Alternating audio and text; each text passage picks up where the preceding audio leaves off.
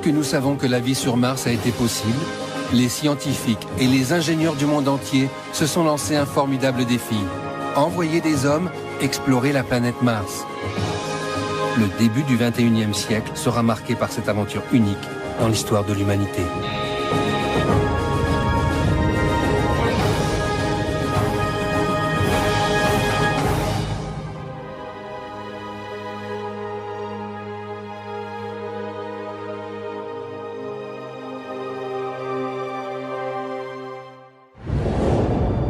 Prêt à l'entrée sur Mars. Stand-by. 3, 2, 1.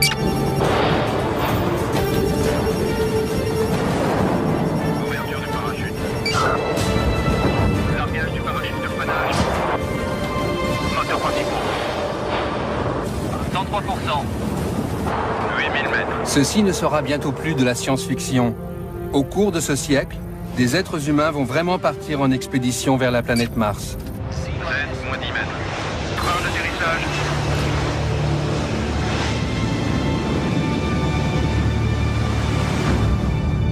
Contact.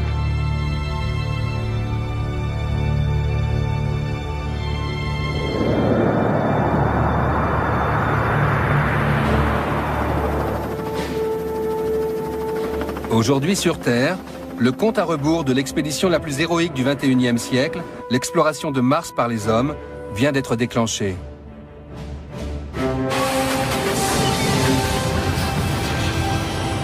Pour réaliser ce voyage, des défis gigantesques devront être surmontés.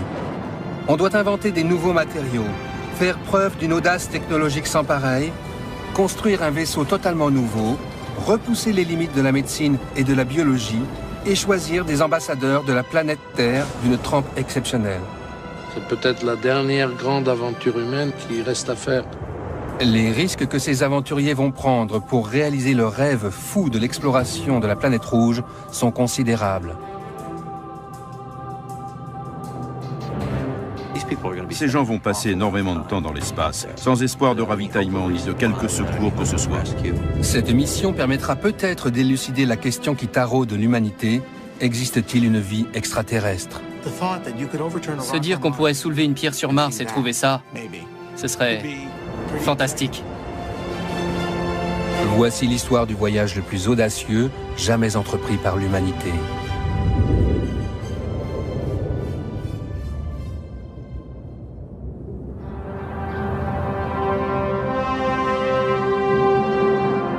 L'exploration de la planète rouge a démarré il y a près d'un demi-siècle.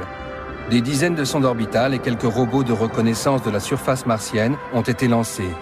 Mais les mystères de Mars sont coriaces.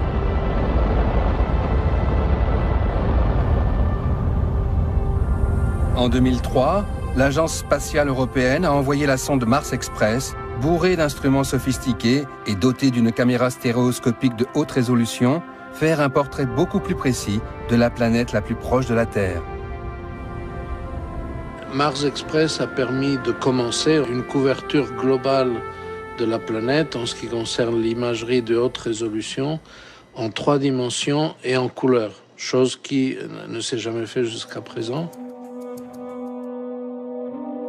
L'inspection de la topographie martienne avec ce niveau de précision jouera un rôle important dans le choix du site d'atterrissage, de même que la localisation de la présence d'eau. Grâce à un radar à bord de Mars Express, on a pu découvrir l'existence d'eau glacée sous la surface de Mars, jusqu'à des profondeurs de 4, 5, 6 km. On a fait aussi des découvertes en ce qui concerne l'atmosphère, sa composition chimique, la présence de méthane dans l'atmosphère, comme ne s'est, à vrai dire, pas encore expliqué. Cette moisson de signes avant-coureurs de la vie, en provenance de la planète apparemment désolée, a permis de donner un nouvel élan à l'aventure spatiale. J'annonce aujourd'hui un nouveau plan d'exploration de l'espace. En janvier 2004, le président américain a fait une déclaration capitale pour les programmes spatiaux. Nous serons alors à même d'aborder les prochaines étapes dans l'exploration de l'espace, avec des missions habitées vers Mars et au-delà. Le président Bush s'est levé, il a dit « On va le faire, les gars ». Je mets en œuvre mon pouvoir présidentiel, et je décide qu'on va le faire. Et l'effet sur la NASA a été considérable. Ce sera la plus importante entreprise scientifique de toute l'histoire. Dans le monde entier, des ingénieurs étudient déjà comment transporter des hommes jusqu'à Mars. Un sérieux casse-tête lorsque l'on sait que le voyage aller et retour durera près d'1 an. Car lorsque la position de Mars est au plus proche de celle de la Terre, 60 millions de kilomètres les séparent. Transporter sur Mars une équipe de 6 personnes avec les vivres et tous les équipements requis constitue un énorme défi technologique. C'est celui du Dr James Garvin, responsable du programme d'exploration de Mars à la NASA. Mars est de 1500 à 2000 fois plus éloigné de nous que la Lune. La quantité de matériel dont on aura besoin pour y aller et en revenir pèse plus que la Station spatiale internationale. Encore faut-il être à même de déplacer une entité de cette taille. 110 tonnes d'eau, 20 tonnes de nourriture lyophilisée, en tout 520 tonnes de fournitures. Aucune fusée n'est capable pour le moment d'arracher à l'attraction terrestre une masse pareille. Pour réaliser ce voyage, les ingénieurs empruntent beaucoup au scénario visionnaire que Wernher von Braun avait développé dans les années 50.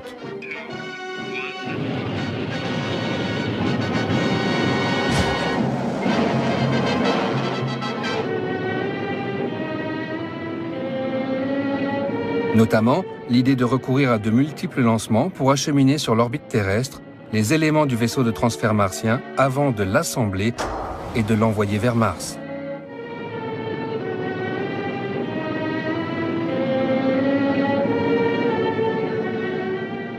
Mais aujourd'hui, il faut d'abord développer un lanceur d'une puissance jamais encore atteinte. Le véhicule de lancement est la clé d'une expédition vers Mars, car c'est une mission qui met en œuvre une masse très importante. Une nouvelle génération de lanceurs, baptisée Ares, est développée par la NASA. Paul Delaney est professeur de physique et d'astronomie au Canada.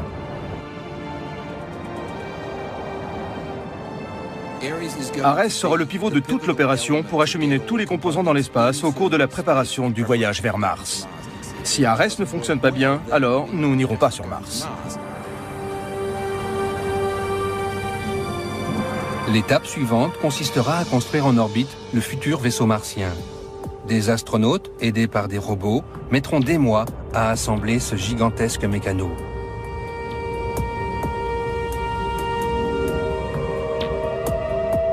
Lorsque le plus grand véhicule de transfert interplanétaire jamais construit sera terminé, 6 astronautes le rejoindront avant d'entamer leur long voyage vers Mars. Conquérir la planète rouge est un projet qui a une longue histoire en Russie. Leur plus puissant groupe aérospatial, Energia, a conçu un véhicule spatial réutilisable à l'image de la navette américaine.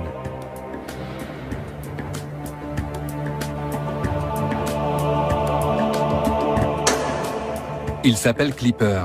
C'est le dernier fleuron de l'aéronautique russe, un pari technologique pour transformer l'espace en banlieue de la Terre. Clipper est doté des caractéristiques de navigation de base, mais comme il a des ailes, c'est un planeur. L'atterrissage sera comparable à celui d'un ULM. Le vaisseau Clipper est destiné à transporter des cosmonautes et des charges en orbite terrestre et à s'arrimer au vaisseau spatial interplanétaire.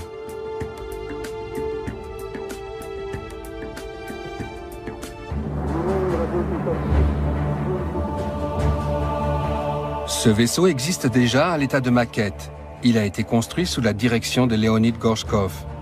Les techniciens russes peuvent s'appuyer sur une expérience unique en aéronautique, acquise pendant près de 40 ans de vols habités.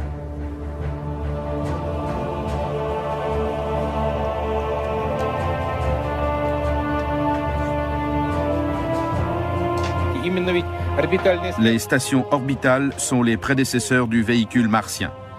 Le véritable vaisseau spatial sera plus grand, mais les structures portantes, les arbres et la forme seront les mêmes.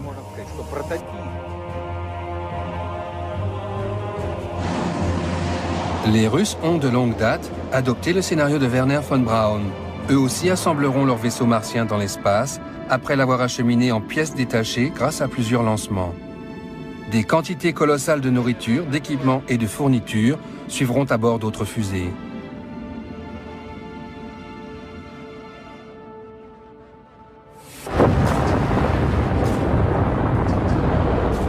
On dit qu'une malédiction plane sur les missions vers la planète rouge. 2 tiers d'entre elles ont échoué. L'échec d'une mission habitée entraînerait la mort de 6 astronautes, un risque que personne ne veut courir.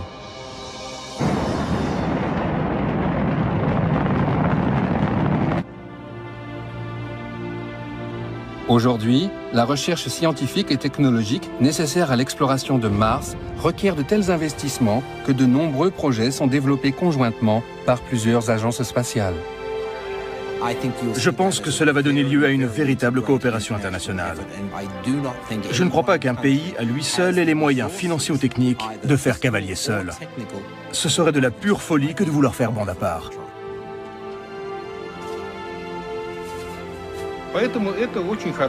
C'est une très bonne chose que la course entre les 2 superpuissances dans l'espace, la Russie et les États-Unis, continue. C'est une tendance naturelle que de vouloir être le premier. Une vision que l'énormité des investissements en jeu doit tempérer, selon Didier Schmidt, qui dirige le département sciences de la vie à l'Agence spatiale européenne. Pour les agences spatiales qui vont essayer de contribuer à cette exploration, nous essayons de travailler ensemble le plus possible, d'avoir le plus d'échanges et même d'avoir une certaine façon de nous rendre interdépendants, puisqu'il y a certaines agences qui sont plus fortes dans un domaine, d'autres dans l'autre. Après avoir remporté la course à la Lune, la NASA a abandonné les vols habités. La dernière mission lunaire remonte à 1972, mais dans la perspective de l'exploration martienne, elle envisage d'y établir un habitat permanent. La Lune est très différente de Mars. Il n'y a pas d'atmosphère. Le sol lunaire est très agressif, c'est comme de la poussière de verre. Mais les opérations développées sur la Lune vont servir pour les opérations pour Mars. On pose d'abord l'habitat ou l'équipage, dans quel ordre on effectue les opérations de SAS, est-ce qu'on cherche plutôt un coin à l'ombre, est-ce qu'on s'enterre en partie. Toutes ces questions à caractère opérationnel sont intéressantes et on peut les résoudre sur la Lune avant d'aller vers Mars. Mais le choix de la fenêtre de tir sera déterminant pour la réussite de la mission. Tout cela est d'une précision inimaginable. On pourrait comparer ça à l'idée d'enfiler une aiguille sur la côte ouest des États-Unis depuis la côte est. Mars et la Terre sont en rotation autour du Soleil, à des vitesses et sur des orbites différentes. Le véhicule martien devra viser une cible mouvante éloignée de dizaines de millions de kilomètres.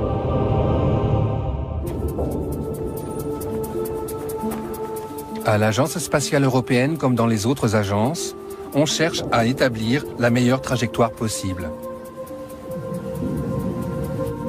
Loredana Besson, ingénieure aérospatiale, dirige une équipe chargée de cette question cruciale. Pour faire simple, ce sera soit un saut de puce, soit un très long séjour. Comme nous le savons, le choix de la trajectoire déterminera la mission, car c'est lui qui dictera la durée du séjour dans l'espace. Il y a 2 possibilités. La première, partir pour Mars quand elle se trouve au plus proche de la Terre, c'est-à-dire environ 60 millions de kilomètres. C'est l'option qui demande le moins de carburant, or le carburant est lourd et c'est là un point positif. L'inconvénient, c'est que les astronautes ne pourront pas rentrer avant que Mars et la Terre soient à nouveau proches l'une de l'autre. Autrement dit, ils devront passer 18 mois sur la planète rouge.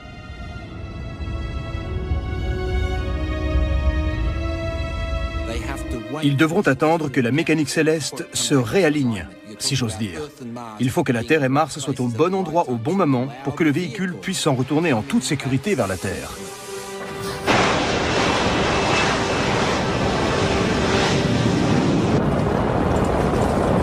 Et il y a la deuxième possibilité, une mission plus courte, mais plus risquée. Le vaisseau spatial frôle Vénus et se sert de la gravité de la planète comme d'un lance-pierre, afin d'économiser du carburant. Mais le créneau qui permet de se caler sur Vénus est très bref. Si les astronautes le manquent, ils ne reviendront jamais. Il n'y a rien qui nous ramènera sur Terre. Les planètes se déplacent trop vite et nos fusées sont trop petites. À l'ESA, on pense que la deuxième option est trop risquée. Les astronautes devront donc passer 18 mois sur Mars sans pouvoir modifier la date de leur retour.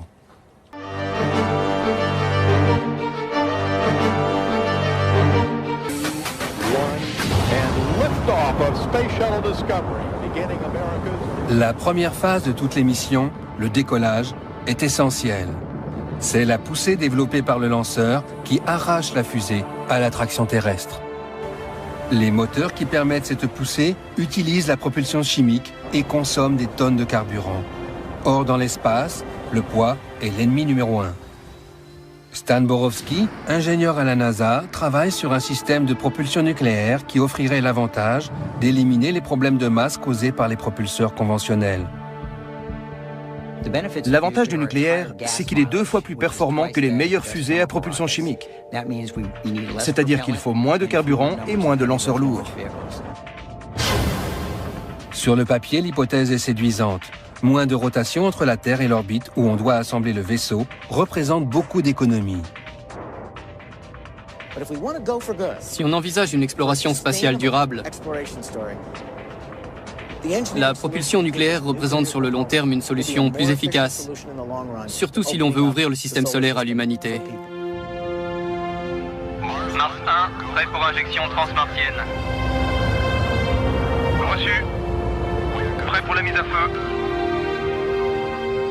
Quelques jours après avoir quitté l'orbite terrestre, le premier équipage en route pour Mars dépassera la frontière, au-delà de laquelle jamais aucun être humain ne s'est aventuré. Les astronautes qui étaient sur la Lune n'étaient qu'à quelques heures de la Terre si, à un moment donné, ils devaient interrompre leur mission et décider de rentrer. Mais on ne peut pas, en partance vers Mars, au milieu du voyage, se dire « j'arrête, je fais demi-tour là, maintenant, et je commence à prendre de la vitesse pour revenir ». C'est pas possible.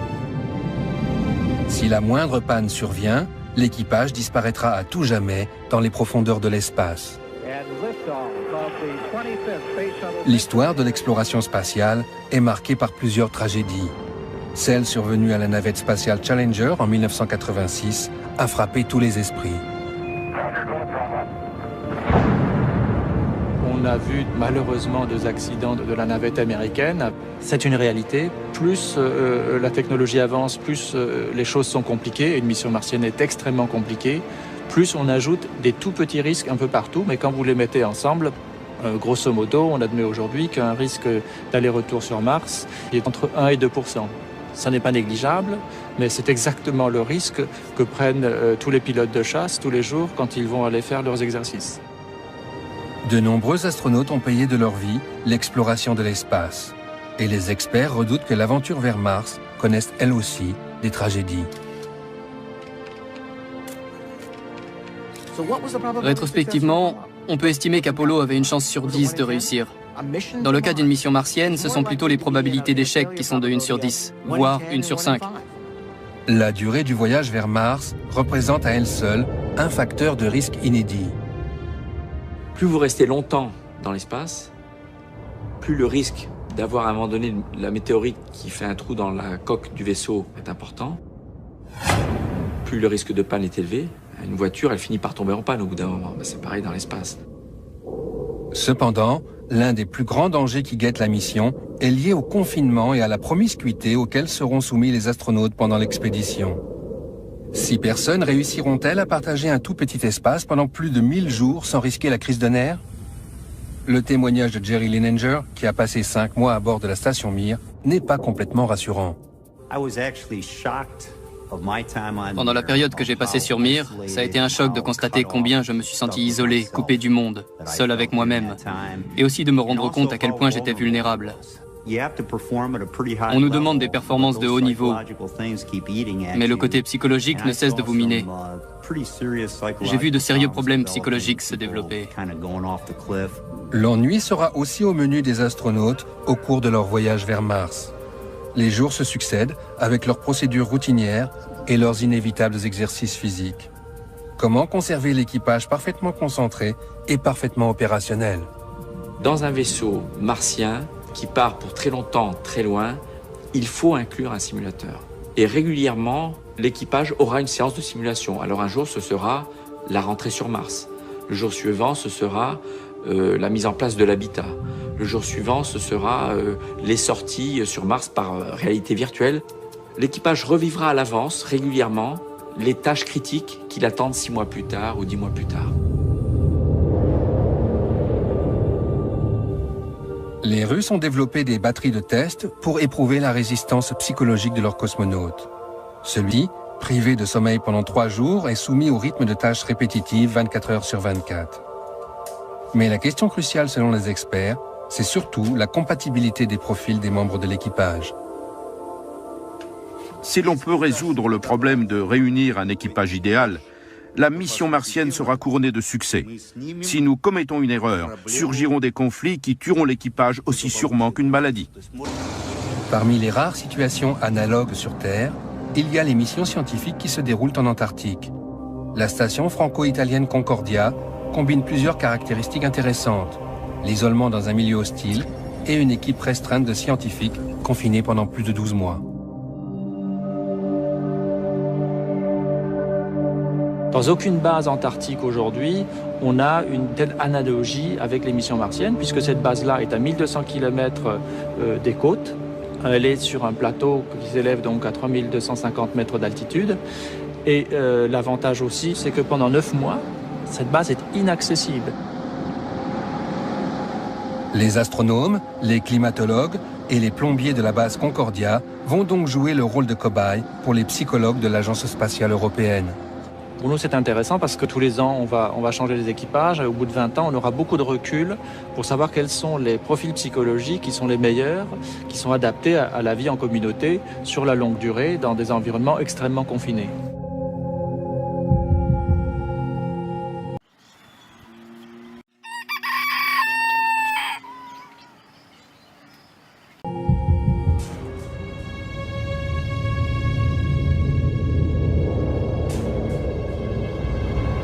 Si les menaces d'ordre psychologique sont sérieuses, les conséquences d'un aussi long séjour en apesanteur sont dévastatrices pour le corps. Les os se fragilisent et les muscles s'affaiblissent de façon spectaculaire. Un homme de 40 à 45 ans faisant l'aller-retour sur Mars reviendrait avec l'ossature d'un individu de 90 ans. L'apesanteur a des conséquences extrêmement néfastes sur le squelette des astronautes. Sur un mois, on a à peu près une perte osseuse d'environ 1%, ce qui est un phénomène qui ne ralentit pas. C'est-à-dire qu'au bout de 6 mois, vous aurez 6% de masse osseuse en moins. Ce qui est beaucoup plus inquiétant, c'est que la microstructure de l'os change, ce qui fait qu'au bout de 6, 7, 8 mois, on a un réel risque de ce qu'on appelle les fractures de fatigue. Des contre-mesures devront être élaborées pour maintenir les os dans un état suffisamment solide. Mais il faudra aussi lutter contre les effets qui affectent les muscles. Et d'après Jerry Linenger, qui a passé 132 jours à bord de la station Mir, les conséquences sont là aussi redoutables. Ça m'a fait un choc quand je me suis rendu compte que j'avais perdu 65% de ma force et 13 à 14% de ma masse osseuse au niveau des membres inférieurs.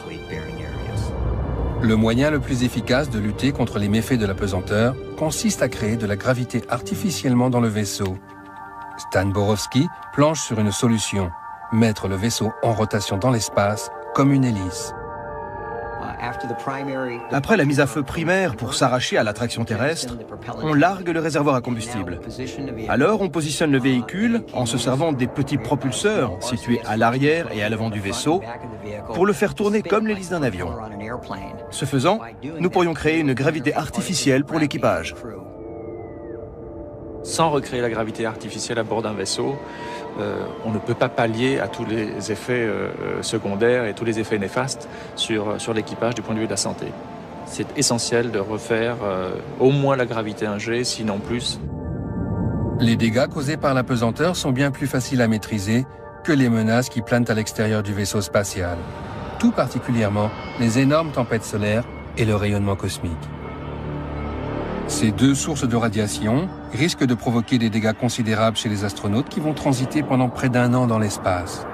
Leurs corps seront littéralement bombardés par une variété de projectiles invisibles.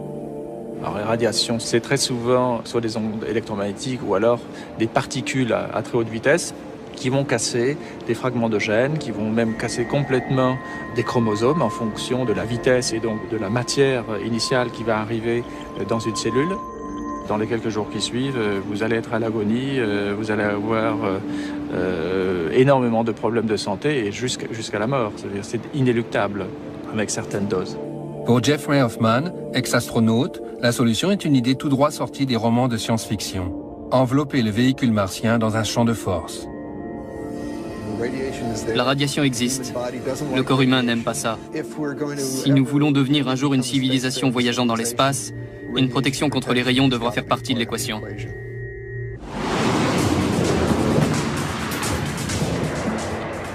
Quels seront les candidats prêts à affronter les dangers de cette nouvelle aventure spatiale? Des pilotes de chasse comme autrefois?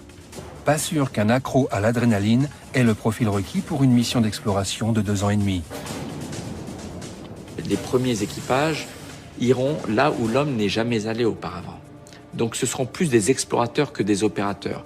Ils devront être opérateurs forcément pour savoir gérer leur vaisseau, pour savoir le mettre en œuvre, savoir contrôler certains processus de régulation, de température, de pression, etc. La plupart des agences spatiales comptent envoyer des équipages mixtes pour cette odyssée au long cours. Un équipage comptant des femmes est presque unanimement considéré comme plus stable. Et les relations sexuelles entre astronautes ne font plus peur aux responsables des missions depuis longtemps. Il n'y a pas de quoi s'inquiéter. Laissez donc faire ces gens qui disposent des compétences nécessaires et les autres problèmes se régleront d'eux-mêmes. Une dernière menace plane sur la stabilité émotionnelle des astronautes. Bien des choses peuvent se produire sur Terre au cours de leurs 2 années et demie d'absence.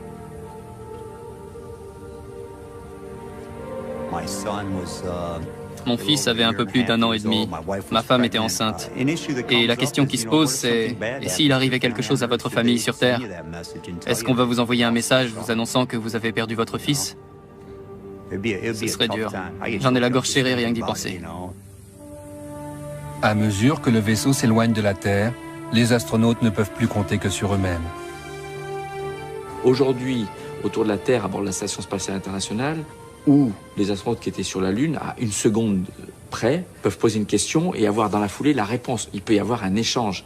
Alors que l'équipage qui partira vers Mars lancera comme ça, dans le vide, une question, et il faudra attendre parfois jusqu'à 40 minutes la réponse.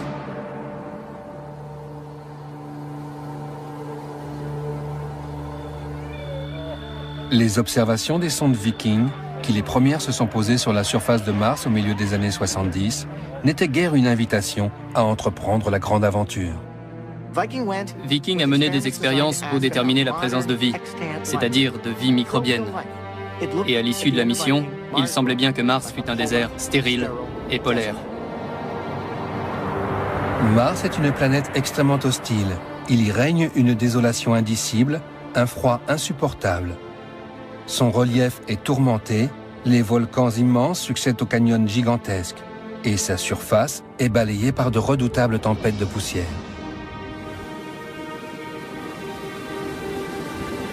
De monstrueux tourbillons de poussière s'élancent jusqu'à 80 km dans l'atmosphère. Impossible pour un véhicule spatial habité d'atterrir lors d'une de ces redoutables tornades. Aussi sur Terre, des chasseurs de tornades peu conventionnels aident la NASA à en apprendre un peu plus long sur ces dangers. Hey Steve, tu vois ce qui se passe sur la gauche? En effet, voilà le monstre que je voulais attraper. Oh yeah. En Arizona, les chercheurs Steven Metzger et Brent Boss n'hésitent pas à foncer la tête la première dans les tornades de poussière. Ouais, ça valait le détour, pas vrai? Sur Terre, une tempête d'une bonne vingtaine de mètres de large qui dure 20 minutes peut soulever plusieurs tonnes de poussière dans les airs. Sur Mars, il y a la même terre sèche que sur Terre. Mais Mars se compose d'un seul grand désert où les tempêtes soulèvent tout le temps et partout des montagnes de poussière. Mars est connu pour ses tempêtes de poussière. On peut donc tout à fait y affronter d'énormes rafales de sable. Et quelle que soit la façon dont on s'y prend, l'atterrissage sera un défi. Pour optimiser la réussite de la mission, de nombreux moyens sont déployés afin de trouver les meilleurs sites d'atterrissage. Nous devons choisir le site d'atterrissage des missions habitées avec une grande précision. Il faut opter pour un site sûr et susceptible de convenir aux futurs vols et atterrissages. Nous devons commencer par examiner l'histoire hydrométrique et la possibilité de vie aujourd'hui et dans le passé.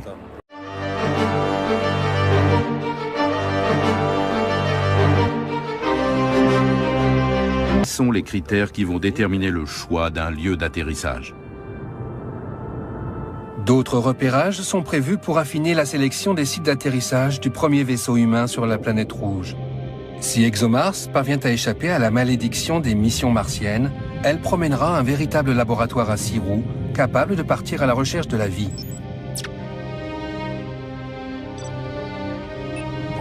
On se trouve alors en orbite et on attend les meilleures conditions pour nous poser. Sur Mars, il y a des saisons avec de gigantesques tempêtes de poussière. Et elles peuvent sérieusement endommager tout ce qui est atterri ou bien se trouve déjà sur la surface.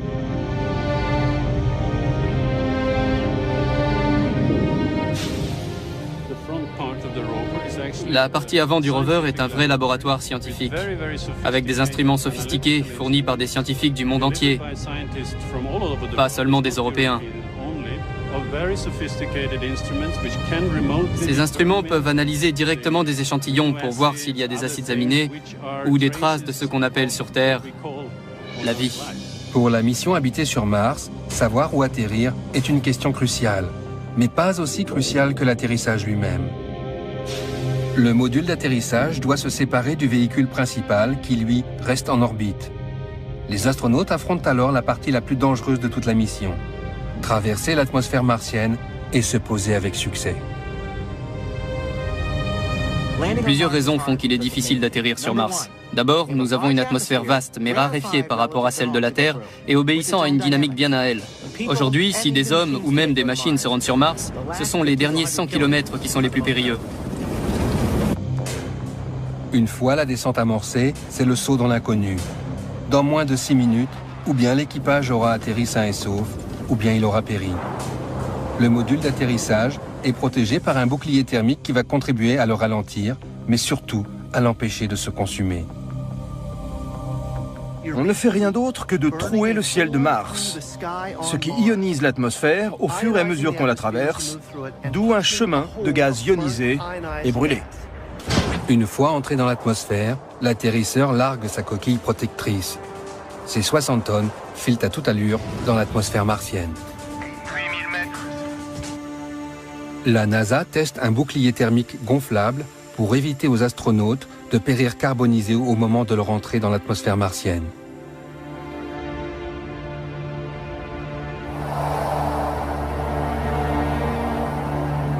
Compris, on passe en mode secondaire. On prend le vent.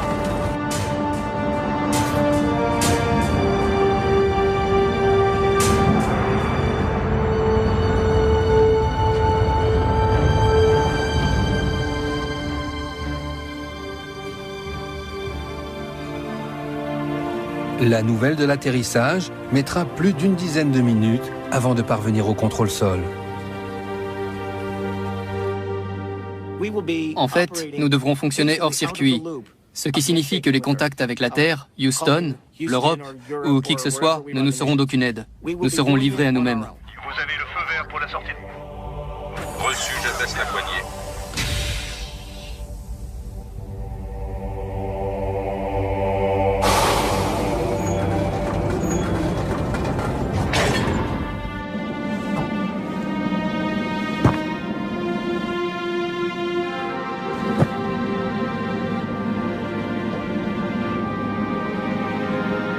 Les premiers humains qui parcourront Mars découvriront une planète qui, malgré les apparences, n'en partage pas moins certaines ressemblances avec la Terre. Le Soleil se lève à l'est et une journée martienne ne dure que 40 minutes de plus que son homologue terrestre.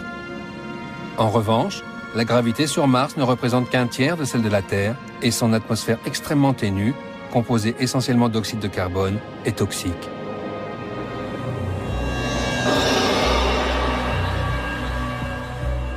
Lorsque les astronautes quitteront la protection de leur base, ils feront face aux redoutables conditions de l'atmosphère martienne. Sans un scaphandre approprié, ils ne survivront ni à l'atmosphère toxique, ni au froid. Pour travailler dans cet environnement hostile, ils devront être équipés d'une super combinaison de l'espace. La mobilité et la flexibilité sont les grands défis que nous devrons relever. Et j'y ajouterai celui du poids, car il est étroitement lié à cette problématique. Ce scaphandre est un bijou composé de 20 000 pièces, permettant aux astronautes la plus grande liberté de mouvement. Le scaphandre intègre son propre système de survie, son propre contrôle thermique et assure suffisamment de mobilité pour que l'on puisse se déplacer à la surface de Mars tout en étant protégé de cet environnement très hostile.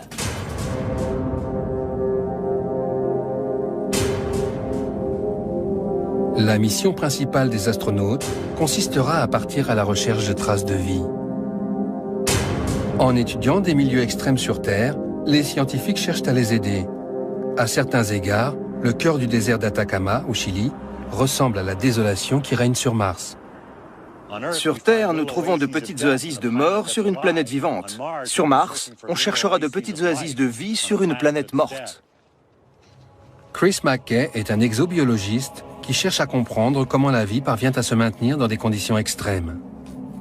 Dans cet univers ultra-désertique, il a découvert de la vie microbienne et il espère que cela aidera les astronautes lors de leurs recherches sur Mars. Les gens se sont dit, si la vie est tellement riche sur Terre et existe dans des endroits aussi difficiles où auparavant personne ne pensait que ça pouvait exister, pourquoi pas sur Mars après tout? Les envoyés des terriens disposeront d'instruments robotisés pour détecter la moindre trace de vie dans le sol martien. Mais depuis qu'on a découvert que certaines bactéries se nourrissent de roches, on imagine que la vie s'est peut-être réfugiée au fond d'immenses tunnels de lave. Si l'on trouve de la vie sur Mars, cela risque de poser un nouveau problème. Que faire si l'un de ces microbes s'avère dangereux, voire mortel pour les humains? Que se passera-t-il si un agent pathogène martien est rapporté sur Terre? John Rummel, exobiologiste à la NASA, veille sur la sécurité sanitaire des terriens. S'il y a de la vie sur Mars, nous aimerions bien sûr en connaître plus sur elle avant qu'elle ne soit rapportée sur Terre. Il y a peu de chances pour que cela soit un risque pathogène pour les humains, mais il pourrait s'agir d'un microbe que notre système immunitaire ne sache pas reconnaître, ou de quelque chose qui pose problème à l'environnement. C'est pourquoi nous tenons à ce que ces choses-là soient rapportées en toute sécurité. Afin d'éviter toute contamination, les astronautes devront observer une période de quarantaine à leur retour de Mars, comme les héros de la conquête de la Lune l'ont fait avant eux. Après 2 ans et demi loin de leur famille, il leur faudra tenir bon encore quelques temps dans une unité de confinement. Qui dit trace de vie sur une autre planète, ça veut dire quelque chose qu'on ne connaît, mais alors pas du tout. On ne sait pas quel est le danger, mais on a la quasi-certitude qu'il y a un danger. Pendant ce temps, dans le Grand Nord canadien, Pascal Lee, chercheur à la NASA, teste les meilleurs scénarios de la recherche de l'eau sur Mars. Partout sur Terre où il y a de l'eau, il y a de la vie. Il pourrait même y avoir encore de la vie sur Mars aujourd'hui, à condition qu'on y découvre de l'eau liquide. De récentes photos de Mars faites par la mission Mars Express mettent clairement en évidence des ruissellements d'eau au cours de la dernière décennie.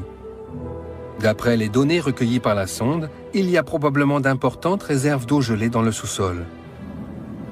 Pour trouver de la vie sur Mars, on dispose aussi d'autres indices. Ainsi, il y a 23 millions d'années, un astéroïde géant s'est fracassé sur l'île de Devon dans le Grand Nord canadien. La collision a créé un gigantesque cratère en pulvérisant et projetant des millions de tonnes de roches alentour.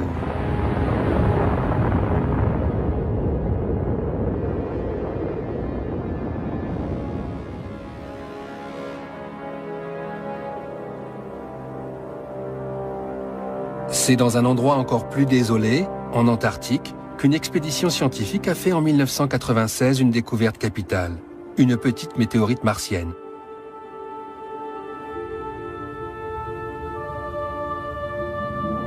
À l'intérieur, d'infimes traces que certains chercheurs considèrent comme des empreintes de bactéries martiennes. Une polémique entoure ces microscopiques alignements de minéraux, mais ils ont indiscutablement relancé la spéculation sur une vie extraterrestre.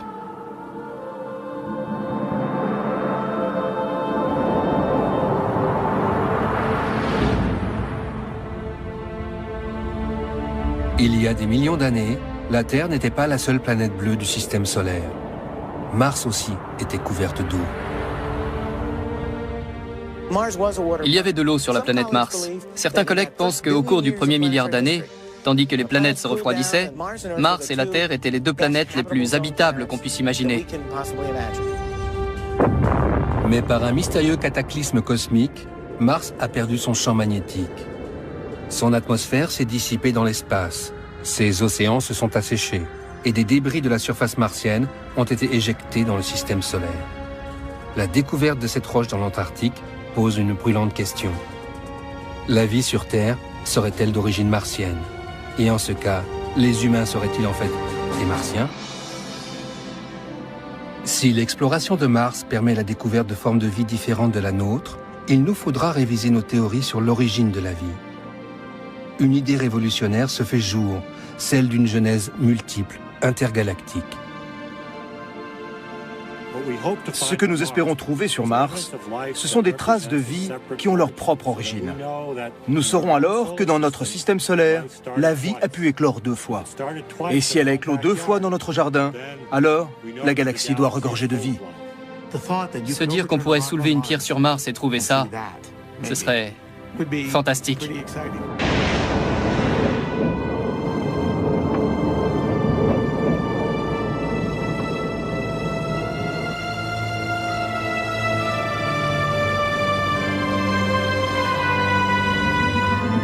La base martienne du XXIe siècle deviendra une petite colonie, réalisant ce rêve humain d'habiter un territoire jadis interdit. Ce premier voyage sera peut-être le premier pas vers une occupation humaine de Mars. La science moderne rêve de pouvoir faire reverdir la planète rouge. C'est un sérieux défi. Un jour viendra où peut-être nous devrons fuir la Terre. C'est que si une comète ou un astéroïde nous fonce dessus maintenant, on ne sera pas plus avancé que les dinosaures. Tout ce qu'on pourra faire, c'est regarder ce qui nous arrive avec un air idiot.